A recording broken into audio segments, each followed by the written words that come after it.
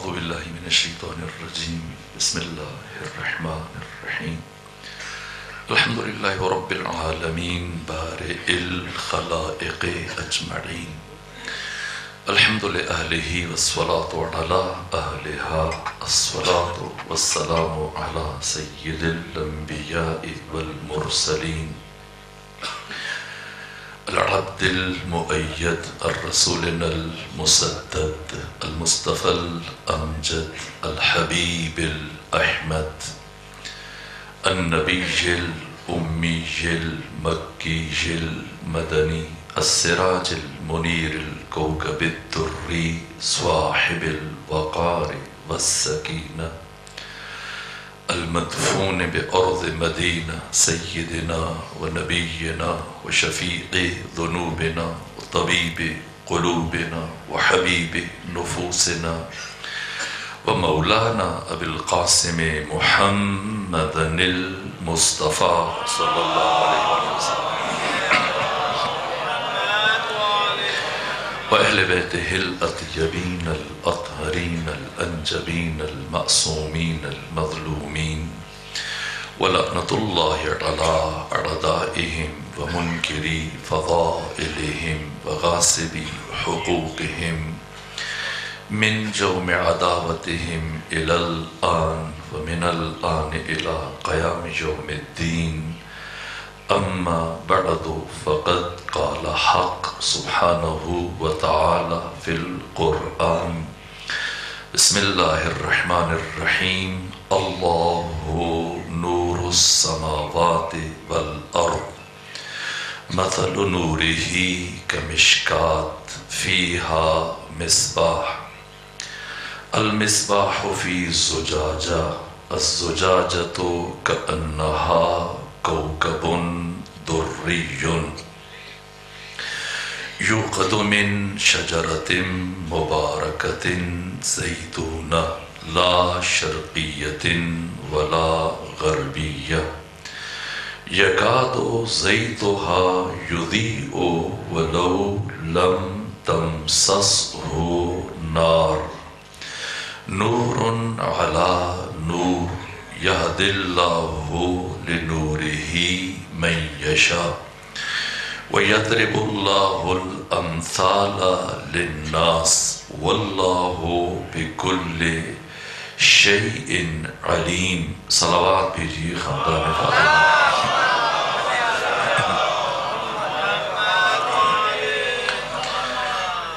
عصمت صغرا عقیلہ بنی ہاشم عالم غیر معلمہ شریکت الحسین بطلت الحریہ کربلا کی شیر دل خاتون زین و اب محافظہ کربلا مفسرہ کربلا سفیرہ کربلا زینب بنت علی سلام اللہ علیہ کی شہادت کے موقع پر آقا امام زمانہ کی بارگاہ میں اور آپ مومنین کی خدمت میں تعزیت پیش کرتا ہوں۔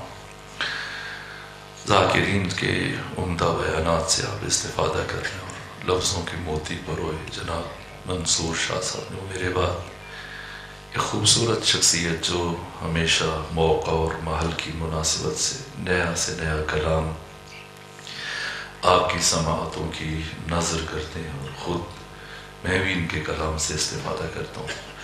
مختصر گفتگو آج کے دن میں اور میرے لیے مناسب نہیں، میں بہرحال آپ کا میزبان ہوں اور وہ ہمارے لیے مہمان کی حیثیت رکھتے ہیں، اس لیے میں زیادہ طولانی گفتگو نہیں کر رہا۔ خدا آپ کی حفاظت فرمائے۔ آج کے دن کی مناسبت سے میں نے قرآن حکیم کی ایک مشہور اور معروف آیت کی تلاوت کا شرف حاصل کیا۔ سورہ مبارکہ نور قرآن مجید کا 24واں سورہ ہے، البتہ مصحف کی ترتیب کے اعتبار سے، لیکن ترتیب نزولی کے اعتبار سے یہ قرآن مجید کا 102واں سورہ ہے، جس ترتیب سے قرآن 23 سالوں میں نازل ہوا، یعنی صرف 12 سورتیں اس کے بعد نازل ہوئیں اور قرآن کا نزول مکمل ہوا۔ یہ سورہ 64 آیتوں پر مشتمل ہے اور اس کی 35ویں آیت آج کے دن کی مناسبت سے میں نے آپ کے سامنے تلاوت کا شرف حاصل کیا۔ اس آیت کو آیت نور کہا جاتا ہے اور اس آیت کی نسبت سے اس سورہ کو بھی سورہ نور کہا جاتا ہے، جس میں ارشاد حضرت الہی ہے کہ اللہ نور السماوات والارض، اللہ آسمانوں کا اور زمین کا نور ہے۔ مثل نورہ کمشکات، اللہ کے نور کی مثال مشکات کے جیسی ہے۔ مشکات چراغدان، مشکات وہ مقام جس جگہ پر چراغ جلایا جاتا ہے۔ جیسے ابھی تو تمدن و تہذیب اور ثقافت کا زمانہ، اور ٹیکسلا تو خود ایک تہذیبی تاریخ رکھتا ہے۔ ماضی قریب میں چلے جائیں تو دیوار کے درمیان محراب نما ایک اعلیٰ جگہ جسے چراغ کے لیے خاص رکھا جاتا تھا، اسے عربی میں مشکات کہتے ہیں۔ مشکات طاقچہ، چراغدان، وہ جگہ جہاں چراغ رکھا جاتا ہے۔ مثل نورہ کمشکات، اللہ کے نور کی مثال مشکات کے جیسی ہے۔ فیہا مصباح، جس میں چراغ ہے۔ المصباح فی زجاجہ، یہ چراغ زجاجہ میں، زجاجہ آبگینہ، حباب، وہ نرم باریک اور لطیف شیشہ جسے چراغ کے گرد رکھا جاتا ہے تاکہ اس کی روشنی تیز تر ہو جائے اور یہ حوادث سے، ہواؤں سے، آندھیوں سے محفوظ اور مامون رہے، دیر تک جلتا رہے اور دیر تک روشنی دیتا رہے۔ اس کی روشنی کو مؤثر بنانے کے لیے، دیر پا بنانے کے لیے، ضیابار اور تیز تر کرنے کے لیے اس حباب کو اس کے اوپر رکھا جاتا ہے، اس شیشے کو۔ اس شیشے کو عربی میں زجاجہ کہتے ہیں۔ مثل نورہ کمشکات فیہا مصباح، جس میں چراغ ہے۔ المصباح فی زجاجہ، یہ چراغ اس زجاجہ کے اندر، شیشے کے اندر ہے۔ اور یہ زجاجہ، الزجاجۃ کأنہا کوکب دری، کوکب ستارہ، دری موتیوں سے بنا ہوا۔ یہ زجاجہ، یہ آبگینہ، یہ حباب، یہ شیشہ، یہ کوکب دری کی مانند فروزاں ہے، ضیابار ہے، جگمگا رہا ہے۔ اس کی چمک اور ضیاء، اس کا نور اور روشنی کہاں سے ہے؟ یوقد من شجرۃ مبارکۃ زیتونہ، اسے شجرہ مبارکہ زیتونہ سے روشن کیا گیا۔ یہ شجرہ مبارکہ زیتونہ، لفظ زیتون قرآن میں 6 مرتبہ استعمال ہوا، اور درخت زیتون سے متعلق حبر الامہ مفسر قرآن ابن عباس نے پیغمبر سے یہ حدیث نقل کی کہ یہ وہ درخت ہے دنیا میں کہ جس کے پھل میں بھی شفا ہے اور اس کو دوا کے طور پہ استعمال کیا جائے، اس کی لکڑی میں بھی شفا ہے اور اسے دوا کے طور پہ استعمال کیا جائے، یہاں تک کہ اس کے پتوں میں بھی شفا ہے اور اسے دوا کے طور پر استعمال کیا جائے۔ اور آقا فرماتے ہیں اگر اس درخت کو جلا دیا جائے تو اس درخت کی لکڑی کی راکھ میں بھی پروردگار نے شفا رکھی ہے۔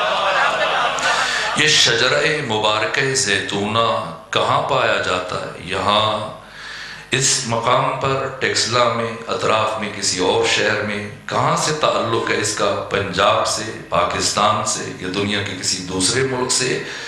نہ، اسے دنیا میں تلاش نہ کرنا۔ لا شرقیۃ ولا غربیہ، یہ شجرہ مبارکہ زیتونہ نہ شرقی ہے نہ غربی ہے۔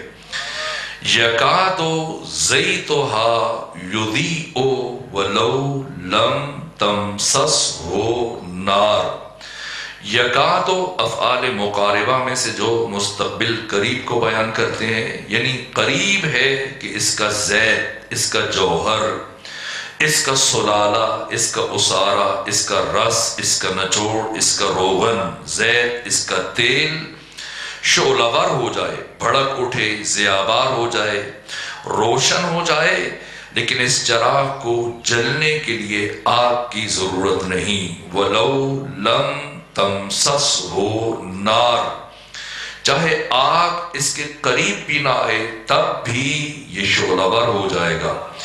نورٌ علی نور، نور بالائے نور، ایک کے بعد دوسرا نور۔ یہدی اللہ لنورہ من یشاء، اللہ جسے چاہتا ہے اپنے نور کی طرف ہدایت کر دیتا ہے۔ وَيَضْرِبُ اللَّهُ الْأَمْثَالَ لِلنَّاسِ، اور اللہ لوگوں کے لیے مثالیں دیتا ہے۔ کیوں؟ وَاللَّهُ بِكُلِّ شَيْءٍ عَلِيمٌ، اس لیے کہ اللہ ہر شے کا علم رکھنے والا ہے۔ ابھی جو جناب منظور شاہ صاحب بیان کر رہے تھے پنج تن پاک کی حقیقت، ان کی تخلیق، آدم کی تخلیق، انسانوں کی تخلیق، تو میں نے اسی لیے چاہا اور مجھ سے میرے عزیزوں نے خواہش کی کہ میں توحید خدا کو بیان کرتے ہوئے بارگاہ سیدہ تک پہنچوں۔ وقت محدود ہے، مختصر ہے، آپ کی عمدہ اور خوبصورت سماعتوں کے اوپر اعتماد کرتے ہوئے چند اشارے دے کے آپ کی زحمتوں کو تمام کر دوں گا اور آج کی حد تک نتیجہ پیش کرنے کی کوشش کروں گا۔ ذات اقدس الہ خدا سبحان کے تمام ناموں میں سے اللہ جامع ترین نام ہے، جو تمام صفات اور اوصاف اور کمالات کا حامل ہے۔ 1000 سے زیادہ نام زیارت جوشن کبیر میں موجود ہیں، لیکن اللہ وہ نام جسے خدا نے اپنے لیے خود منتخب کیا۔ لفظ اللہ قرآن مجید میں 2700 مرتبہ استعمال ہوا ہے، اور اس کا حکم فقہی یہ ہے کہ اسے بغیر وضو کے آپ نہیں چھو سکتے، اور اگر کسی زبان میں اس کا ترجمہ ہو، جیسے فارسی میں اللہ کو خدا کہتے ہیں، انگریزی میں گاڈ کہتے ہیں، اسی طرح سے اٹالین میں، جرمن میں اور سنسکرت اور دوسری زبانوں میں الگ الگ لفظ ہے، نہ اللہ کو نہ اس کے متبادل دوسرے لفظ کو بغیر وضو کے چھوا جا سکتا ہے۔ یہ اللہ جامع ترین ذات، اللہ کی نہ مثل ممکن ہے نہ مثل ممکن ہے۔ مثل کہتے ہیں اس جیسا، جس طرح سے مثلا یہ پنکھے ہیں، ستون ہیں آپ کے گرد، جیسا ایک ہے ویسے ہی دوسرا ہے۔ جن اینٹوں سے یہ ایک ستون بنا، انہی سے یہ دوسرا ستون بنا۔ اس کے اجزاء ترکیبیہ، اس کے عناصر ترکیبیہ، ہر دو میں یکسانیت پائی جاتی ہے، لیکن مثل 1000 جہتوں اور 1000 پہلوؤں میں سے اور 1000 ڈائمینشنز میں سے کسی ایک جہت اور پہلو میں اگر مماثلت پائی جائے تو اسے مثل کہا جاتا ہے۔ اللہ کی نہ مثل ممکن ہے نہ مثل ممکن ہے، لیکن اسماء خدا، اوصاف خدا، صفات خدا، ان کی مثل ممکن نہیں لیکن ان کی مثل ممکن ہے۔ اور اوصاف خدا، اسماء خدا کون ہے؟ جس طرح سے برادران اہل تسنن کے ہاں قرآن مجید کے بعد صحیح بخاری معتبر ترین کتاب سمجھی جاتی ہے، اسی طرح سے اہل تشیع کے ہاں قرآن کے بعد اصول کافی ہے، جسے ابو جعفر یعقوب کلینی نے مدون کیا اور مرتب کیا۔ اصول کافی کی پہلی جلد کے صفحہ نمبر 143 پر ابو جعفر یعقوب کلینی نے امام ششم سے، امام صادق سے یہ حدیث نقل کی کہ امام نے فرمایا نحنو اسماء اللہ، ہم 14 اسماء خدا ہیں، واللہ نحنو مشیت اللہ، اللہ کی قسم ہم 14 خدا کی مشیت ہے۔ جس طرح سے 26 نمبر جلد بہار الانوار میں مولا باقر مجلسی نے مولا متقیان سے یہ حدیث نقل کی کہ علی فرماتے ہیں واللہ انا قدرت اللہ، اللہ کی قسم میں اللہ کی قوت ہوں، اللہ کی قدرت ہوں۔ یہ اسماء خدا، ان کا پروردگار تعارف پیش کر رہا ہے۔ ذات خدا کی نہ مثل ممکن ہے نہ مثل ممکن ہے۔ اسماء خدا، اوصاف خدا، صفات خدا، ان کی مثل ممکن نہیں، مثل ممکن ہے۔ اسماء خدا محمد و آل محمد ہے، جن کی مثل کو پروردگار یہاں پر پیش کر رہا ہے۔ معصوم فرماتے ہیں کہ اسم کی عبادت کرنا یہ کفر ہے، اور اسم اور ذات ہر تو کی عبادت کرنا یہ شرک ہے، اور اسم کے ذریعے سے ذات کی عبادت کرنا یہ عین توحید ہے، اور اسم کے بغیر ذات کی معرفت جو ممکن نہیں ہے۔ اور اسماء خدا محمد و آل محمد جن کا تعارف پیش کیا جا رہا ہے، یہ صفات خدا نور اللہ۔ نور کسے کہتے ہیں اس سے متعلق عرض کروں گا، لیکن یہاں پر پہلی آیت میں خدا ارشاد فرما رہا ہے اللہ نور السماوات والارض، اللہ آسمانوں کا اور زمین کا نور ہے۔ یہ نہیں فرمایا اللہ زمینوں کا نور ہے، نہ، اللہ زمین کا نور ہے۔ زمین سے مراد یہ عالم ملک، یہ عالم مادہ، یہ عالم ہست و بود، یہ عالم آب و گل، یہ بزم گیتی اور کائنات، یہ دھرتی اور یہ جہان، یہ زمین جہاں میں اور آپ زندگی گزار رہے ہیں، یہ عالم ناسوت، عالم ملک، اللہ نور ہے آسمانوں کا اور زمین کا۔ اور نور خدا کے مظہر محمد و آل محمد کہ اللہ نے ان 14 کو اس عالم ناسوت میں ہمارے درمیان ہمارا ہادی بنا کے بھیجا، ہمارا رہبر بنا کے بھیجا، ہمارا امام بنا کے بھیجا۔ لیکن اگر کوئی حقیقت محمدیہ کو، جس کے مظہر علی ابن ابی طالب علیہ آلاف و تحیت و ثنا ہے، اگر کوئی پیکر علوی کو اور نور علوی کو اور حقیقت علوی کو اس عالم ناسوت میں، اس دنیا میں اور اس جہان میں منحصر سمجھتا ہے تو یقیناً غلطی پر ہے۔ نہ، حقیقت محمدیہ جس کے ایک فرد اور بارز ترین شخصیت علی ابن ابی طالب ہیں، آپ کا وجود اس عالم ناسوت میں منحصر نہیں ہے۔ عالم ناسوت میں حقیقت محمدیہ کا نازل ترین رتبہ ہے۔ باتیں پہنچ رہی ہیں؟ اگر پہنچ رہی ہیں تو پھر صلوات بھیجیے خاندان فاطمہ۔ یہ مشکل موضوعات ہے کہ جو بہرحال دیہاتوں میں بیان نہیں کیے جا سکتے، لیکن چونکہ میں بارہا آپ کی خدمت میں حاضر ہوا اور آپ کی خوبصورت سماعتوں پر اعتماد کرتے ہوئے ان مطالب کو آپ کے سامنے بیان کر رہا ہوں، کوئی لفظ ضائع نہ ہونے جائے، ورنہ ابہام رہ جائے گا، تشنگی رہ جائے گی، مسائل کا ربط معلوم نہیں ہو پائے گا، اور بعد میں پریشان ہوگا کہ یہ کیا کہا گیا تھا اور یہ کیسے کہا گیا تھا۔ اللہ آسمانوں اور زمینوں کا نور ہے، زمین یہ عالم ملک، یہاں پر اللہ نے حقیقت محمدیہ کو، ذات علی ابن ابی طالب کو پیکر بشری میں ہمارے درمیان امام بنا کے بھیجا ہے، ہمارے درمیان رہبر بنا کے بھیجا، ہمارے درمیان ہادی بنا کے بھیجا۔ لیکن حقیقت علوی اس عالم ناسوت میں منحصر نہیں ہے، اس سے بالاتر عالم ملکوت ہے، جس کے لیے اللہ لفظ سماوات استعمال کر رہا ہے۔ اور عالم ملکوت کا آغاز عالم نفس سے ہوتا ہے، پھر عالم مثال ہے، اس کے بعد پھر عالم عقول مجردات عالیہ، اور پھر عالم بیت المعمور ہے، عالم جبروت ہے، جسے ملکوت اعلیٰ کہا جاتا ہے، جو مستقر ہے فرشتوں کا، جو مستقر ہے انبیاء کی ارواح کا، جہاں ملائکہ اور انبیاء اور رسول کی ارواح مستقر ہیں۔ یہ بیت المعمور جب پیغمبر گرامی اسلام یہاں سے گزر رہے تھے، عالم ناسوت سے اپنی معراج کا آغاز کیا، اور جب سارے مدارج کو طے کرتے ہوئے عالم ملکوت اعلیٰ میں، عالم جبروت میں، بیت المعمور آسمان چہاروں پہ پہنچے، جہاں پر پیغمبر گرامی اسلام نے انبیاء کی ارواح سے ملاقات کی، ملائکہ سے ملاقات کی، فرشتوں سے ملاقات کی، قدسیوں سے ملاقات کی۔ انبیاء نے ختمی مرتبہ سے خواہش کی کہ ہمیں نماز پڑھائیں، جناب عیسیٰ روح اللہ نے آذان کہی، اقامت کہی، جا کے پڑھ لیجئے کہ اللہ کی وحدانیت کے بعد، پیغمبر گرامی اسلام کی رسالت کی گواہی کے بعد کس کی ولایت کی گواہی دی ہے؟ جناب عیسیٰ روح اللہ نے آذان میں، اقامت میں۔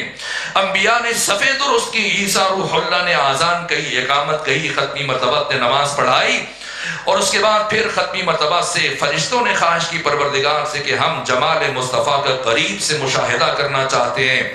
یہاں تک کہ فرشتے صف اندر صف بیت المعمور پر، آسمان چہاروں پر صفے بنائے کھڑے اور پیغمبر کرام اسلام ان کے درمیان سے گزر رہے ہیں، اور جہاں سے پیغمبر گزر رہے ہیں مسلسل سلام سلام سلام کی آوازیں بلند ہو رہی ہیں، فرشتوں کے سر خم میں، فرشتوں کے سر جھکے ہوئے ہیں۔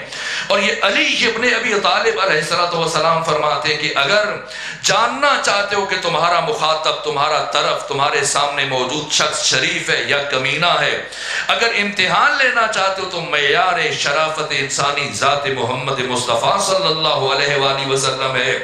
اگر جاننا چاہتے ہو تو اپنے مخاطب کے سامنے اسم مصطفیٰ کو پکارو، اگر اس کا سر شرف کی وجہ سے، ادب کی وجہ سے جھک جائے تو سمجھ لینا شریف ہے، اور اگر سر نہ جھکے تو سمجھ لینا کہ کم ظرف اور کمینہ ہے۔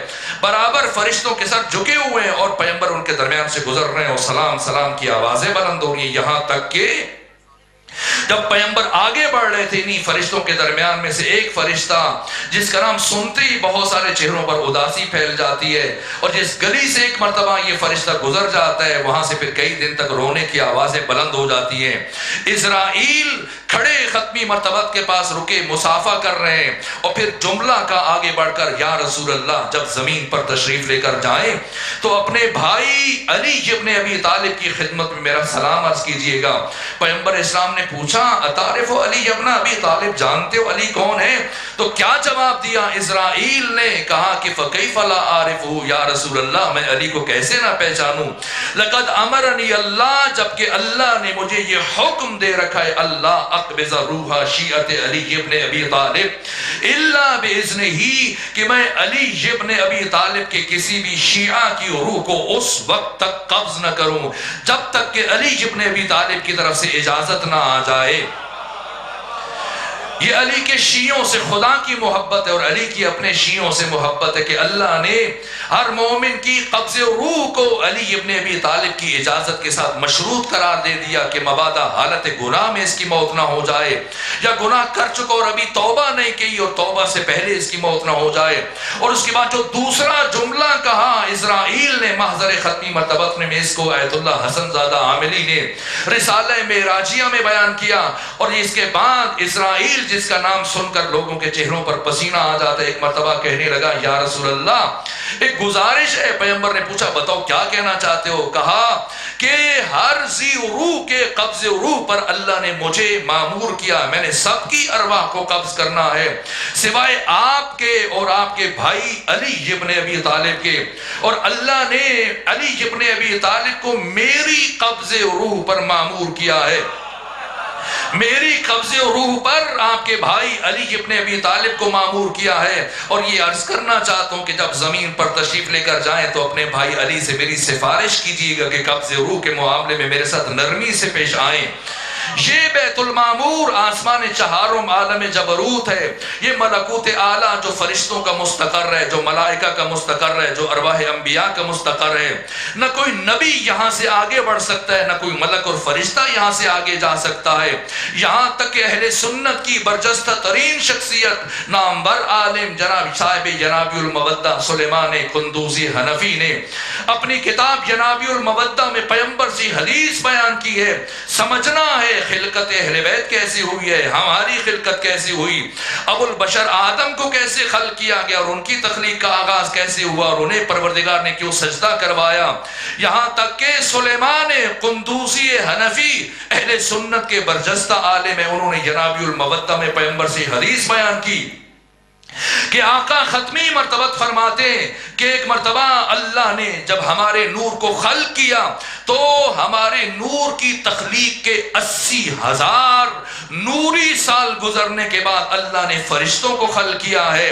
اگر یہ بچے اور جوان سمجھنا چاہتے ہیں کہ نوری سال کسے کہتے ہیں تو نور کی رفتار کو سمجھنے کے لیے جو آئنسٹائن نے بیان کیا آپ کی کتابوں میں، آئنسٹائن نے جو نور کی مسافت بیان کی اور نور کی صورت رفتار کو بیان کیا، نور کی رفتار کیا ہے کہ ایک لمحے میں، چشم زدن میں، پلک جھپکنے میں، ایک سیکنڈ میں ایک انسان 30 لاکھ کلومیٹر کا سفر طے کر سکتا ہے۔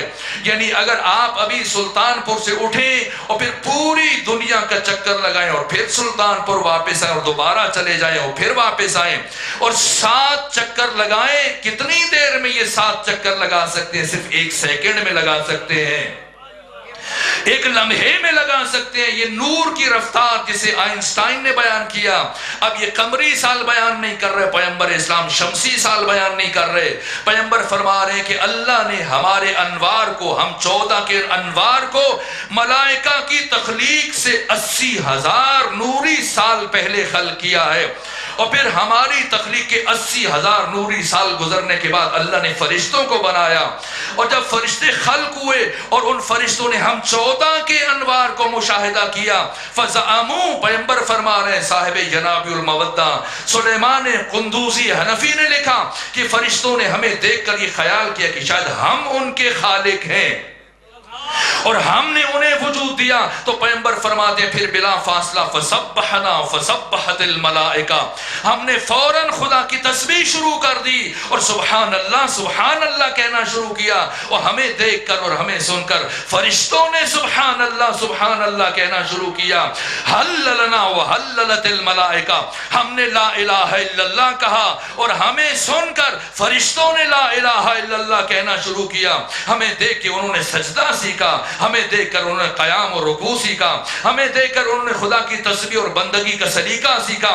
پھر اللہ نے یہ ارادہ کیا کہ جبرائیل کو باقی فرشتوں کا سردار معین کرے. تو خدا نے جبرائیل سے کلام کیا، بتا من انت و من انا، تو کون ہے اور میں کون ہوں. جبرائیل نے جواباً کہا کہ انت و انا، تو ہے اور میں ہوں. یہاں پیغمبر فرماتے کہ میرے بھائی علی ابن ابی طالب کا نور آگے بڑھا اور میرے بھائی علی کے نور نے آگے بڑھ کے جبرائیل کو سکھایا کہ خدا سے ایسے بات کی جاتی ہے، خدا سے یوں گفتگو کی جاتی ہے. یوں کہو کہ انت رب جلیل وانا عبدک الذلیل و اسمی جبریل، تو رب جلیل ہے، میں تیرا متواضع عبد ہوں اور میرا نام جبرائیل ہے. جبرائیل کا نام جبرائیل کسی اور نے نہیں رکھا ہے، شاگرد مصطفیٰ علی ابن ابی طالب نے رکھا ہے.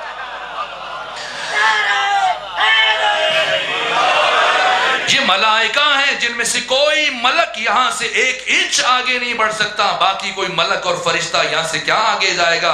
سید الملائکہ جبرائیل جب ختمی مرتبہ معراج پر تشریف لے کر جا رہے تھے اور آسمان چہارم پر پہنچے، اور جب آسمان چہارم تک، بیت المعمور تک، عالم جبروت تک، ملکوت اعلیٰ تک، جبرائیل ہر قدم پہ پیغمبر کے ساتھ چلتا رہا. لیکن جب پیغمبر یہاں سے آگے بڑھے تو ایک مرتبہ محسوس کیا کہ جبرائیل رک گیا. پلٹ کی پوچھا کیوں رک گئے؟ عرض کیا لو دنوت انبلۃ لحترقت، اگر یہاں سے آگے 1 پورا برابر بڑھوں تو میرے پر جل جائیں. یعنی جبرائیل نہیں جا سکتا، کوئی نبی اور رسول نہیں جا سکتا. یہاں سے یہ سفر پیغمبر نے تنہا طے کیا. یہاں پر ملکوت اعلیٰ کا اختتام ہے، یہ عالم جبروت، آسمان چہارم، بیت المعمور، یہ ملائکہ اور انبیاء اور رسول کی آخری منزل ہے. اس کے بعد پھر عالم لاہوت کا آغاز ہوتا ہے، اور عالم لاہوت یعنی عالم اسماء و صفات، جہاں کے یہ 14 رہنے والے ہیں اور جہاں ان 14 کا نور اس عالم لاہوت میں مستقر ہے، جہاں پیغمبر کو معراج پہ بلا کے بتایا جا رہا ہے کہ انہی کا گھر ہے. اور جب پیغمبر گئے تمام درجات کو طے کرتے ہوئے، یہ کوئی حدیث نہیں ہے بخاری کی اور مسلم کی کہ کوئی کہتے غیر معتبر ہے، یا اصول کافی کی کہ کوئی سنی کہتے غیر معتبر ہے. نام یہ قرآن مجید کی آیات ہیں. سورہ مبارکہ نجم 53 نمبر سورہ قرآن کا، آیت نمبر 8، 9، 10، خدا فرما رہے ثم دنا فتدل فکان قاب قوسین او ادنا، ثم پھر دنا قریب ہوا، فتدل اور قریب ہوا. کتنا قریب ہوا؟ فکان قاب قوسین، قوس کہتے 1 کمان، قوسین 2 کمانے، یہاں تک کہ 2 کمانے او ادنا یا اس سے بھی کم کا فاصلہ رہ گیا. کس کے درمیان؟ خدا اور مصطفیٰ کے درمیان. کتنا کم رہ گیا؟ کون بتائے؟ قرآن نے تو بس اتنا کہا او ادنا. اب کوئی فرشتہ تو جا نہیں سکتا جس نے دیکھا اور وہ بتائے. اب یا خدا جانتا ہے، یا مصطفیٰ جانتا ہے، یا وہ جانتا ہے کہ جس کے لہجے میں خدا اپنے مصطفیٰ سے گفتگو کر رہا ہے. یہ علی ابن ابی طالب ہیں، جو کہ ایام 13 رجب ابھی گزرا ہے مولود حرم. علی ابن ابی طالب سے متعلق علیہ آلاف و تحیت و ثنا سے متعلق ایک جملہ عرض کروں. یہ ملائکہ ہیں جن کی تخلیق فرشتوں، یہ ملائکہ ہیں، فرشتے ہیں جن کی تخلیق انوار اہل بیت کے 80,000 نوری سال گزرنے کے بعد ہوئی ہے، اور یہ آدم ہے کہ جن کی تخلیق، یہ محمود فرشتے کا بیان ہے۔ محمود فرشتہ وہ جو زمین پر صرف 2 مرتبہ اترا ہے، باقی فرشتے اترتے رہتے ہیں، لیکن کچھ فرشتے جو زمین پر 1 مرتبہ آئے یا 2 مرتبہ آئے، جس طرح سے رحیل وہ فرشتہ کہ جس نے بیت المعمور پر علی اور بطول کا عقد پڑھایا تھا اور خطبہ نکاح دیا تھا، یہ صرف 1 مرتبہ 3 شعبان کو زمین پر اترا ہے۔ بھائی سید ابن طاؤس نے الاقبال میں لکھا، اس کے علاوہ یہ فرشتہ کبھی نہیں اترا، نہ قیامت تک اترے گا۔ اور دوسرا فرشتہ جناب محمود ہیں، جب عبد الرحمن بن عوف مکی نے پیغمبر گرامی اسلام کی بارگاہ میں گستاخی کی اور جواہرات اور سونے اور چاندی اور درہم و دینار کے انبار اٹھا کر لے کے گیا اور کہا کہ اگر آپ مجھے اپنی بیٹی فاطمہ زہرا کا رشتہ دے دیں تو یہ سارے جواہرات میں آپ کو دے دوں گا، یہ ساری دولت آپ کو دے دوں گا۔ ختمی مرتبت نے زمین سے سنگریزے اٹھائے اور اٹھانے کے بعد اس کی طرف پھینکے، اور وہ سنگریزے جواہرات میں اور موتیوں میں اور ہیروں میں تبدیل ہوئے، اور فرمایا جتنے چاہیے بتاؤ میں تمہیں دیتا ہوں، لیکن ایسی گستاخی دوبارہ زبان پر نہ لے کے آنا۔ پیغمبر اسی حالت میں تھے، پہلی مرتبہ یہ فرشتہ زمین پر آیا جس کا نام محمود ہے، آ کے کہا کہ خدا یہ فرما رہا ہے کہ میں عرش پر بیت المعمور پر علی اور بطول کا نکاح پڑھا رہا ہوں، آپ زمین پر علی اور بطول کا نکاح پڑھا دیجئے۔ تو یہ محمود جب ختمی مرتبہ سے ملاقات ہوئی، گفتگو ہوئی، تو پوچھا بتاؤ تمہاری تخلیق کب ہوئی ہے؟ تو یہ محمود نے بتایا کہ میری تخلیق جناب آدم ابو البشر پہلے انسان کی تخلیق سے 80,000 نوری سال پہلے ہوئی ہے۔ اب سمجھنا ہے کہ محمد و آل محمد کون ہے، اور اگر نہ سمجھ میں آئے تو بہار میں جا کے دیکھیے ملا باقر مجلسی نے کیا لکھا ہے کہ جناب آدم کا جو پتلا تیار کیا گیا ہے پانی اور مٹی سے، یہ پتلا تیار کرنے والا کوئی اور نہیں ہے، علی ابن ابی طالب ہیں، علی ابن ابی طالب ہیں۔ اور جب پتلا تیار ہوا اور پھر خدا نے روح پھونکی تو پھر ملائکہ کو کا حکم دیا سجدہ کرو۔ یہ قرآن ہے، یہ حدیثیں نہیں ہے کہ کوئی انکار کی جرأت کر سکے۔ اور جب سارے ملائکہ سجدہ کر رہے ہیں تو کیوں سجدہ کر رہے ہیں؟ کیوں آدم کو سجدہ کروایا جا رہا ہے؟ ابو البشر آدم ان کیوں سجدہ کروایا جا رہا ہے؟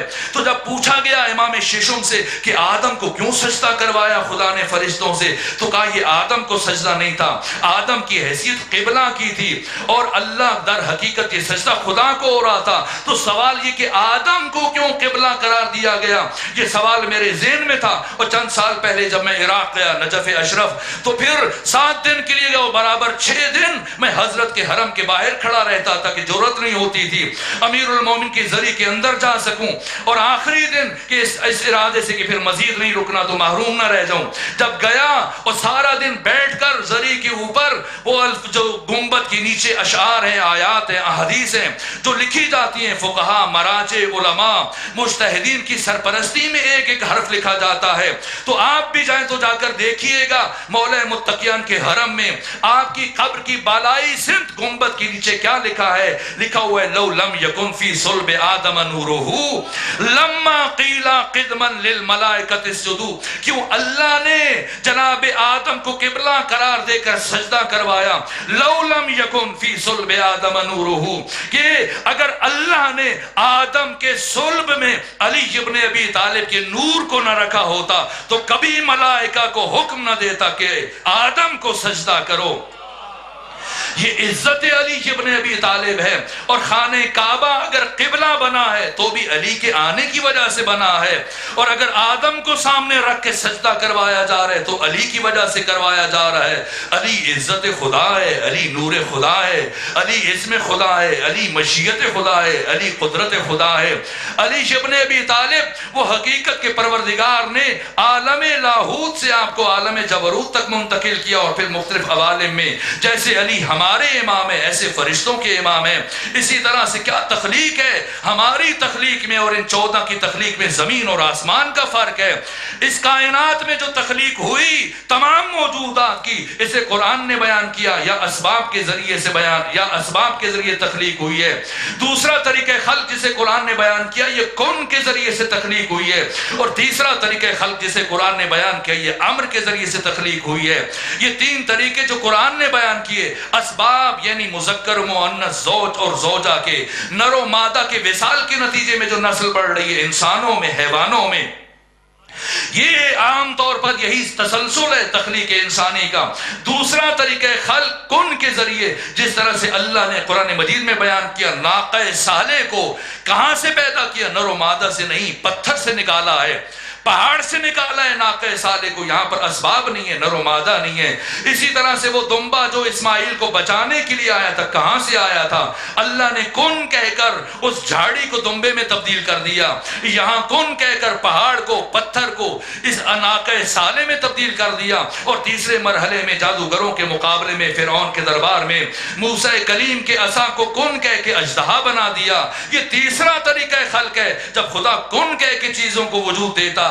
اور تیسرا طریقہ خلق امر ہے جسے قرآن نے بیان کیا، جب سارہ کی عمر 95 سال ہو گئی، سارہ زوجہ ابراہیم، اب جبکہ آپ کے چہرے پر جھریاں ہیں اور کمر خمیدہ ہیں اور عصا کے سہارے چلتی ہیں اور بال سفید ہیں اور اب معمر ہیں اور اب اولاد پیدا کرنے کی صلاحیت نہیں ہے، تو ایسے بڑھاپے میں 95 برس کی عمر میں ایک مرتبہ جبرائیل نے خبر دی ابراہیم کو کہ ان قریب میں اللہ فرما رہے آپ کو بیٹا عطا کرنے والا ہوں، اس کا نام اسحاق رکھنا۔ اور جب جناب ابراہیم نے سارہ کو یہ خبر دی تو جناب سارہ نے اپنے دونوں ہاتھوں سے اپنا چہرہ پیٹ لیا کہ مجھے اس بڑھاپے میں، جبکہ میں اتنی کبیر و سن ہو چکی ہوں، میں کیسے ماں بنوں گی اور کس طرح سے مجھے اولاد ہوگی؟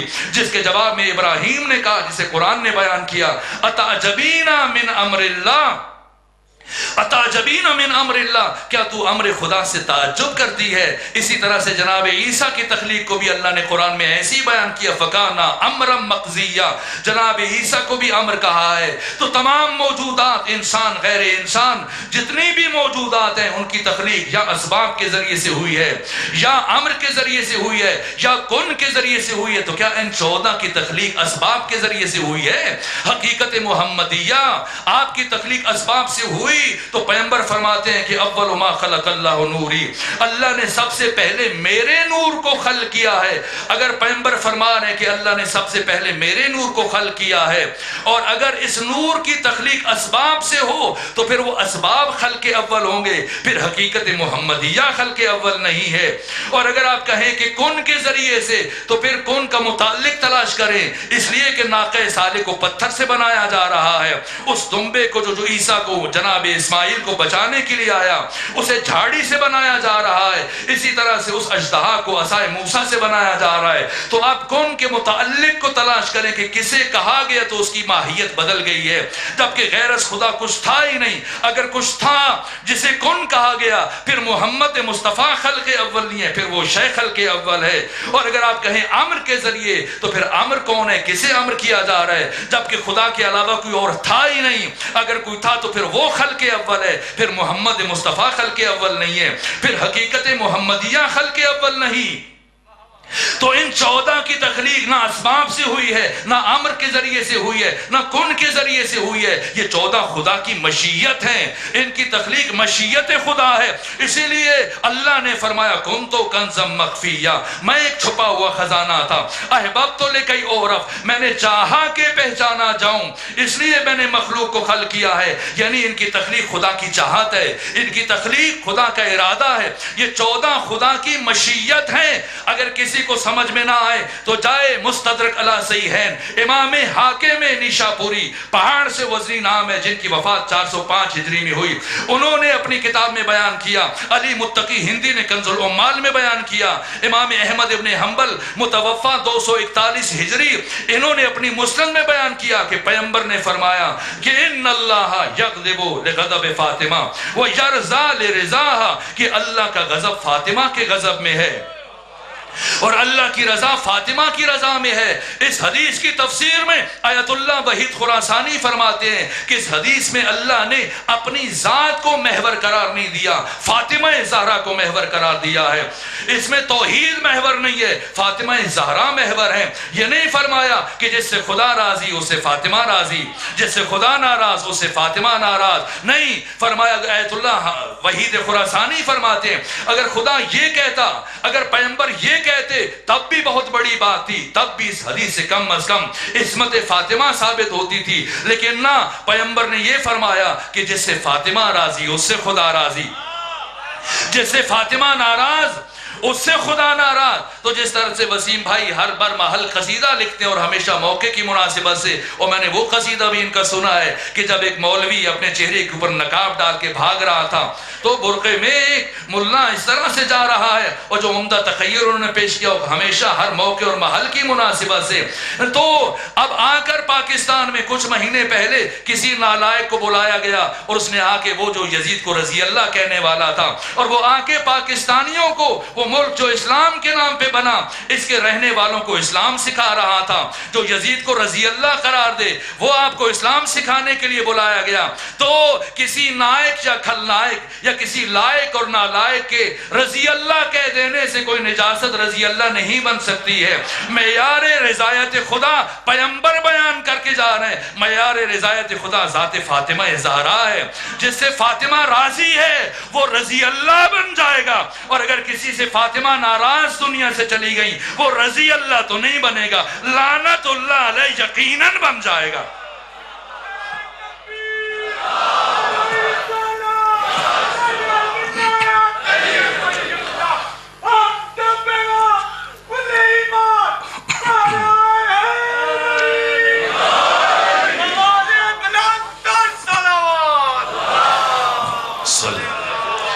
مجھے محسوس نہیں ہوا وقت زیادہ گزر گیا تو یہیں پر رک رہا ہوں، اور جب دوبارہ آپ کی خدمت میں حاضر ہونے کا موقع ملے گا یہیں سے اپنی بات آگے بڑھا دوں گا۔ تو اللہ نور السماوات والارض، اللہ آسمانوں کا اور زمین کا نور ہے۔ مثل نورہ کمشکات، نہیں فرمایا مثل نورہ کمصباح، یہ نہیں فرمایا کہ اللہ کے نور کی مثال چراغ کی مانند ہے، فرمایا اللہ کے نور کی مثال مشکات کی مانند ہے، وہ مقام جہاں پر چراغ کو رکھا جاتا ہے۔ تو اب سنیں کہ مشکات سے مراد کیا ہے، تو امام جعفر صادق فرماتے ہیں المشکات ہی جدتی فاطمہ تو زہرا، مشکات سے مراد میری دادی فاطمہ زہرا سلام اللہ علیہا۔ والمصباح ہوا رسول اللہ، اور مصباح سے مراد رسول خدا ہیں جن کو اس مشکات میں رکھا گیا، اور اس چراغ کے گرد جو شیشہ ہے وہ آبگینہ و حباب جو اس چراغ کی حفاظت کے لیے خدا نے معین کیا ہے، اس چراغ ولایت کا نام علی ابن ابی طالب ہے، اس حباب کا نام علی ابن ابی طالب ہے، زجاجہ سے مراد نور علی ابن ابی طالب، اور شجرہ مبارکہ زیتونہ یعنی حقیقت محمدیہ جو نہ شرقی ہے نہ غربی، اس کا تعلق اس دنیا سے نہیں ہے، یہ حقیقت محمدیہ کے اصلها ثابت و فرعها فی السماء، جس کی جڑ محمد مصطفیٰ اور جس کا تنا علی ابن ابی طالب اور جس کی شاخیں محمد و آل محمد آپ کی اہل بیت آئمہ اطہار ہیں، اور آپ کو شیعوں کو جن کے پتے قرار دیے گئے، اور اگر کوئی انہیں چھوڑ دیتا اور جھڑ جاتا ہے اور وہ پتا گل سڑ جاتا ہے تو پھر اسے سنبھال کے نہیں رکھا جاتا، پھر مالی آئے گا اور جو آخری مالی ہے اس چمن کا وہ آ کر ان سارے پتوں کو جمع کر کے جلا کر راکھ کر دے گا، جلا کر راکھ کر دے گا۔ یہ حقیقت محمدیہ جس کا زیت جکات و زیتھا یضیء، اس کا جوہر قریب ہے کہ شعلہ ور ہو جائے، اس سے مراد عاشورہ ہے، اور اس سے مراد پنجتن پاک کا اسارہ حسین ابن علی جن کا خون کربلا میں بہایا جائے گا۔ نور علی نور، امام صادق فرماتے یعنی امام بعد امام، ایک کے بعد دوسرا امام۔ بس میرے عزیزوں میں نے گفتگو کو یہیں پر روک رہا ہوں۔ اس آیت میں لفظ نور 5 مرتبہ استعمال ہوا، یہ پنجتن پاک کے نور کی حکایت کر رہا ہے۔ اور لفظ مصباح 2 مرتبہ استعمال ہوا. پہلی مرتبہ جو لفظ مصباح استعمال ہوا اس سے مراد پیغمبر گرامی اسلام ہے، اور دوسری مرتبہ جو لفظ مصباح استعمال ہوا اس سے مراد حسین ابن علی علیہ السلام ہے، جن سے متعلق خود پیغمبر نے فرمایا کہ ان الحسین مصباح الہدی و سفینۃ النجاہ. لفظ زجاجہ وہ آبگینہ، وہ حباب، وہ شیشہ جو چراغ کی حفاظت کے لیے ہوتا ہے. پہلے مصباح، پہلے چراغ کی حفاظت کے لیے جو آبگینہ ہے اس سے مراد علی ابن ابی طالب ہیں، اور جو دوسرا چراغ اور دوسرا مصباح ہے اس کی حفاظت کے لیے جس ہستی کو آبگینہ قرار دیا گیا، وہ شیشہ قرار دیا گیا کہ قیامت تک حسینیت کے چراغ کو فروزاں رکھے، اس کا نام زینب بنت علی ہے. یہ زینب محافظہ کربلا ہے. حسین نے انبیاء کی محنتیں بچائیں، حسین کی محنت کو کس نے بچایا؟ زینب بنت علی نے بچایا. کون زینب؟ آدم سے لے کے محمد تک 1,24,000 نبی جس کا شکریہ ادا کر رہے ہیں. علی سے لے کے مہدی تک سارے امام جس بی بی کا شکریہ ادا کر رہے ہیں. یہ زینب کون ہے؟ امام زمانہ نے بتایا. یہاں تک کہ آیت اللہ مرشی نجفی فرماتے ہیں کہ میں ایک رات خواب میں نے آقا امام زمانہ کو دیکھا. انہوں نے مجھ سے فرمایا مرشی جاؤ فلاں گلی میں ایک شاعر رہتا ہے، اسے جا کے میرا سلام پہنچانا اور اس سے کہنا کہ زمانے کا امام تمہارا شکریہ ادا کر رہا ہے. رات جو اشعار تم نے لکھے ہیں زمانے کا امام تمہارا شکریہ ادا کر رہا ہے. آیت اللہ مرشی نجفی کہتے ہیں 50 سال حرم معصوم قم میں امامت کروائی آقا مرشی نے. یہ فرماتے ہیں میں رات میں جب یہ خواب دیکھا تو صبح نماز پڑھانے کے بعد میں سیدھا اسی مقام پہ پہنچا جس کے امام نے مجھے خواب میں رہنمائی کی تھی، اور میں نے دق الباب کیا. وہ شاعر سامنے آیا تو میں نے کہا تمہارا شکریہ، امام زمانہ تمہارا شکریہ ادا کر رہے ہیں. رات جو اشعار تم نے لکھے وہ حیران ہوا. پھر آقا مرشی کہتے ہیں مجھے خیال آیا وہ کیسے اشعار ہیں کہ جن کے لیے زمانے کا امام شکریہ ادا کر رہا ہے. میں نے پوچھا شاعر اگر مناسب سمجھو وہ کلام اٹھا کے لاؤ، مجھے بھی دکھاؤ کہ وہ کون سے اشعار ہے. اب جو شاعر کلام اٹھا کے لایا اس کا پہلا شعر یہ تھا سر نئی در نئی نوا می ماند اگر زینب نبود، کربلا در کربلا می ماند اگر زینب نبود، کربلا کربلا ہی میں رہ جاتی اگر زینب بنت علی نہ ہوتی. یہ زینب بنت علی ہیں جنہوں نے 1,24,000 نبیوں کی محنتوں کو بچایا، ائمہ کی محنتوں کو بچایا، علی و بطول و حسن و حسین کی محنتوں کو بچایا. بس مجھ سے خواہش کی گئی کہ ایک جملہ میں بازار کوفہ سے متعلق کہہ دوں، ایک جملہ بازار شام سے متعلق کہہ دوں. وقت ختم ہوا، شاید ایک ہی جملہ عرض کر سکوں. یہ کون ہے؟ یہ بی بی بظاہر پنجتن پاک میں شامل نہیں ہے لیکن بباطن خلاصہ ہے پنجتن پاک کا. یہ بی بی کبھی محمد بنی، کبھی علی بنی، کبھی فاطمہ بنی، کبھی حسن بنی، کبھی حسین بنی، کبھی اور آگے بڑھی اور عباس بن گئی ہیں. کردار مصطفیٰ کیسے ادا کیا کبھی عرض کروں گا. جو خواہش کی بانی مجلس نے ایک جملہ کردار علی کہاں ادا کیا؟ شہر کوفہ کے دروازے پر جب ہزاروں لاکھوں لوگ جمع تھے اور حد نگاہ تک سر ہی سر نظر آ رہے تھے، اتنا ہجوم تھا کہ جس نیزہ بردار نے سر حسین کو اٹھا رکھا تھا اسے کسی کا جھٹکا لگا، اس کے ہاتھ سے وہ نیزہ چھوٹا، سر حسین بلندی سے زمین پر آیا. ثانیہ زہرا سے یہ منظر برداشت نہ ہو سکا. فرمایا سجاد یا کہ عمر ابن سعد سے کہیں کہ ان لوگوں کو خاموش کروا دے، میں ان سے کچھ بات کرنا چاہتی ہوں. یہ سنا عمر ابن سعد ہنسنے لگا، کہا علی زین العابدین آپ کی پھوپھی کیا عجیب باتیں کرتی ہے. یہ اتنا بڑا اجتماع ہے، سارا کوفہ لاکھوں لوگ سمٹ کر یہاں اکٹھے ہیں، اگر یہاں پر عبید اللہ ابن زیاد آ جائے وہ بھی انہیں خاموش نہیں کروا سکتا، میں کیسے خاموش کروا سکتا ہوں. یہ سنا علی کی بیٹی کے چہرے پر جلال آیا اور فرمایا اے عمر ابن سعد اگر تو خاموش نہیں کروا سکتا تو اب علی کی بیٹی خاموش کروائے گی.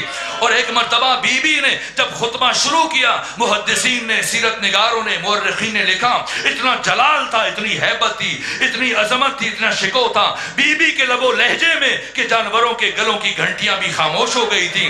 یہاں تک کہ عبداللہ ابن عفیف اب نابینا ہو چکے تھے، اپنے جوان سال بیٹے کے ساتھ بازار سے گزر رہے تھے، اس کے کانوں میں بی بی کے خطبے کی آواز آئی. رک کے بیٹے سے پوچھتا ہے بیٹا کیا قیامت برپا ہو گئی، کیا حشر برپا ہو گیا؟ کہ نہیں بابا ایسی بات تو نہیں ہے. باپ کیوں پوچھ رہے ہیں؟ کہ آج سے 20 سال پہلے 40 ہجری میں جب علی کے سر پہ ضرب لگی تھی اور 20 رمضان کو رخصت آخر کے موقع پر جب ہم آقا کی خدمت میں گئے تھے تو علی نے اپنی زخمی پیشانی پر ہاتھ رکھ کے ان لفظوں کے ساتھ رخصت کیا تھا سلمکم اللہ، جاؤ میں تمہیں اللہ کی پناہ میں دیتا ہوں. اب علی کی آواز محشر میں سنو گے، بیٹا آج سے 20 سال پہلے علی نے ہم سے کہا تھا میری آواز محشر میں سنو گے، لیکن میں اس مقام پر علی کی آواز سن رہا ہوں۔ کہا بابا یہ علی کی آواز نہیں ہے، علی کی شیر دل بیٹی زینب بنت علی کی آواز ہے، زینب بنت علی کی آواز ہے، یہ علی کی شیر دل بیٹی ہے زینب بنت علی، جو شب عاشور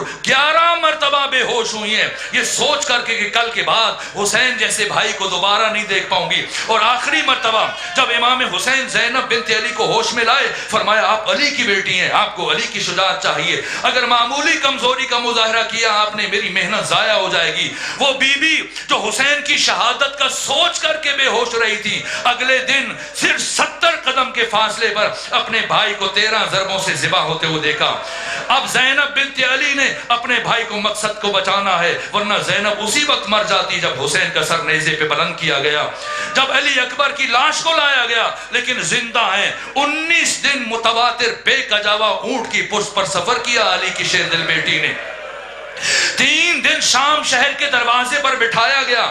ان 3 دنوں سے متعلق اگر سنیں تو ایک جملہ 7ویں امام کا سنیں، 16 سال زندان میں رہے امام موسیٰ کاظم اور ہمیشہ روتے تھے ہائے دادی زینب، ہائے دادی زینب۔ داروغہ زندان نے پوچھا 16 سال ایسے کھڑے رہے کہ کبھی سیدھے نہیں کھڑے ہو سکے، کبھی اپنی مصیبت پر گریہ نہیں کیا، جب بھی روئے اپنی دادی کو یاد کیا، کیا وجہ ہے؟ کہا تجھے نہیں معلوم، جب میری دادی زینب شام شہر کے دروازے پر پہنچی، مغرب کی آذانیں ہو رہی تھی، پھر 3 دن شام شہر کے دروازے پر بیٹھی رہی ہیں، نامحرموں کے درمیان 15 آذانیں سنی ہیں، 3 مرتبہ سورج کو طلوع ہوتے ہوئے دیکھا، 3 مرتبہ سورج کو غروب ہوتے ہوئے دیکھا۔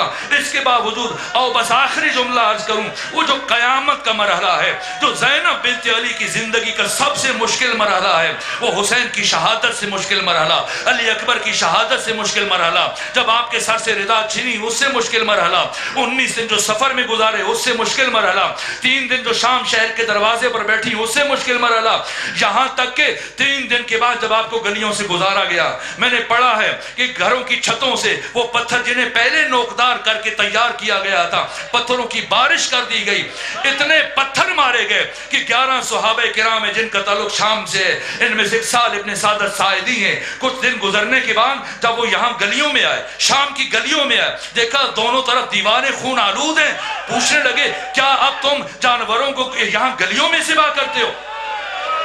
جانوروں کو گلیوں میں ذبح کرتے ہو؟ اہل شام کیا تم نے جانوروں کو گھروں میں ذبح کرنا چھوڑ دیا؟ انہوں نے کہا صحابی رسول یہاں کسی جانور کو ذبح نہیں کیا گیا، ان گلیوں سے محمد و علی کی بیٹیوں کو گزارا گیا۔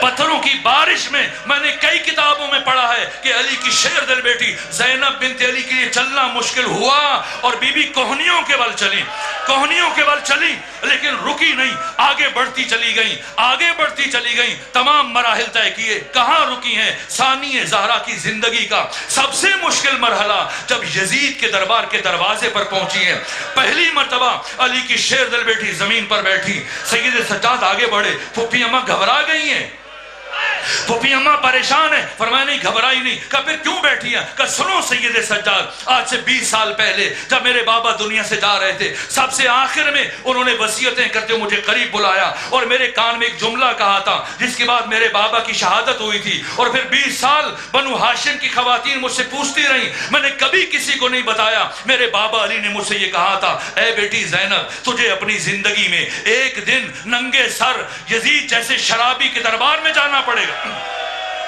تجھے اپنی زندگی میں یزید جیسے شرابی کے دربار میں جانا پڑے گا۔ بیٹی جب ایسا وقت آ جائے گھبرانا نہیں، پریشان نہ ہونا، میں علی وعدہ کرتا ہوں میں آؤں گا، تجھے اپنے ساتھ لے کے جاؤں گا۔ سجاد میں گھبرائی نہیں، اپنے بابا علی کا انتظار کر رہی ہوں، انتظار کر رہی ہوں۔ جب کچھ لمحے گزرے اور ثانیے ذرا اٹھی، اٹھ کر کھڑی ہوئی، کہا السلام علیکہ یا ابدا، السلام علیکہ یا امیر المومنین۔ اب زینب بنت علی اٹھی ہیں، اپنے بابا کے ہمراہ جا رہی ہیں، یہ مشکل مرحلہ ہے۔ میں کہوں گا بھائی حسین کی شہادت کے موقع پر علی نے آنے کا وعدہ نہ کیا، علی اکبر کی شہادت کے موقع پر علی نے آنے کا وعدہ نہ کیا۔ مشکل ترین سفر تاریخ انسانی کا، ام المصائب کے لاکھوں مصائب، لیکن اس مرحلے پر کیوں؟ اس لیے کہ علی جانتے تھے میری بیٹی سارے مراحل طے کر لے گی، لیکن مبادا اس مرحلے پر پہنچ کر میری بیٹی زینب کا جگر پھٹ نہ جائے، یزید جیسی نجاست کہاں، میری بیٹی زینب کہاں؟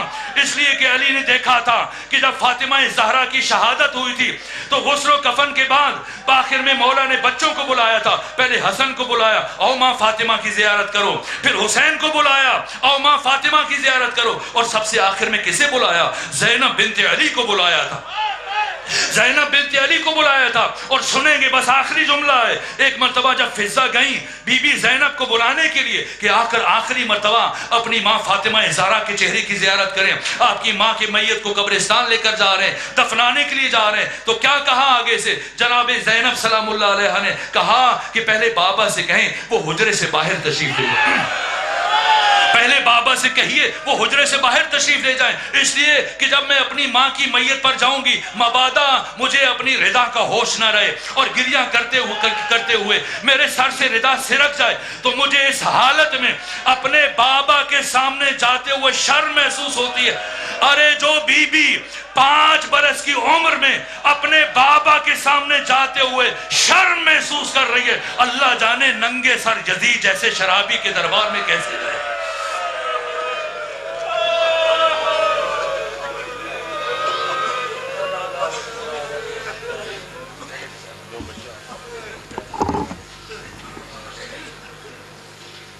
فضائل المصائب جناب قاضی وسیم عباس صاحب خانیوال آپ کے سامنے اپنے بہترین انداز میں ذکر محمد والے محمد بیان فرمائیں گے. ذاکر صاحب کی آمد